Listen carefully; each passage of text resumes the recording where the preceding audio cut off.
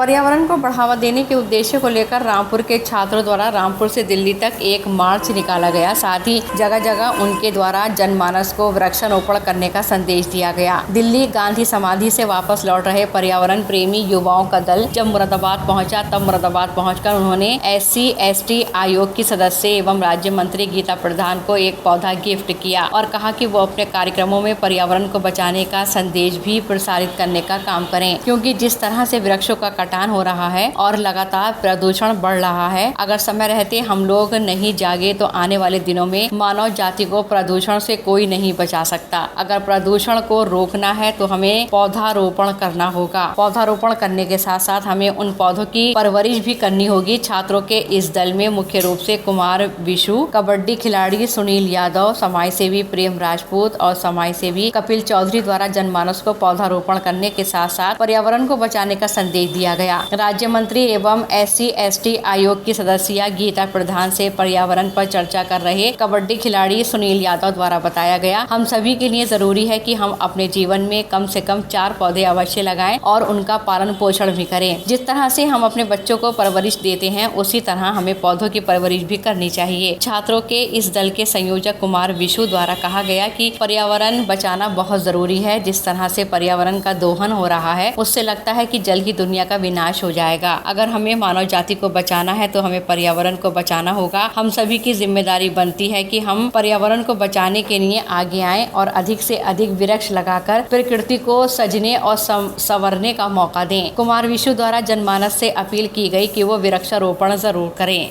हम लोगों ने रामपुर से दिल्ली तक पर्यावरण और जल संरक्षण साइकिल यात्रा की थी।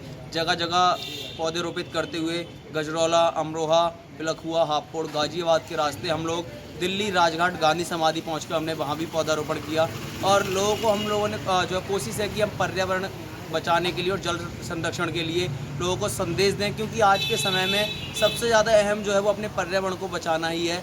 और अब हम लोगों का जो वापसी का था उसमें हम लोगों ने यमुना नदी से जल लेकर रामपुर तक, रामपुर गांधी समाधि पर जल रखकर वहाँ से जल संरक्षण का संदेश देने का हम लोगों का है।